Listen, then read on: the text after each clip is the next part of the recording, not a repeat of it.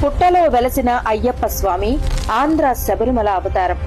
2020లో ఒక శ్రావణ శుక్రవారం రోజు శ్రీకాకుళం జిల్లా కొమ్మవలస గ్రామానికి చెందిన హరిబాబు రామలక్ష్మణ్ వేట కోసం కోదడ్డపనస గ్రామంలోని కొండపైకి బయలుదేరారు. ఇంతలో ఒక ఉడుము పుట్టలోకి పరుగు తీస్తుండగా గమనించి వారు వెంట తెచ్చుకున్న వేట కుక్కలు ఆ పుట్టను తవ్వడం మొదలుపెట్టాయి. అప్పుడే మట్టిలోంచి ఒక రూపం కనిపించింది. అది ఉడుము కాదు, అయ్యప్ప స్వామి తలభాగం. ఆ క్షణం వాళ్లు భయంతో వెనక్కి తగ్గారు. వెంటనే వారు ఆ విషయాన్ని గ్రామస్తులకు తెలియజేశారు. గ్రామస్తులంతా చేరి ఆ స్థలాన్ని చదును చేసి విగ్రహాన్ని పూర్తిగా వెలికితీశారు. ఆ దివ్య రూపం చూసి అందరి కళ్లల్లో భక్తి భావం నిండిపోయింది. ఆ రోజు నుండే తండోపతండాలుగా ప్రజలు అయ్యప్ప దర్శనం చేసుకోవడానికి వచ్చారు.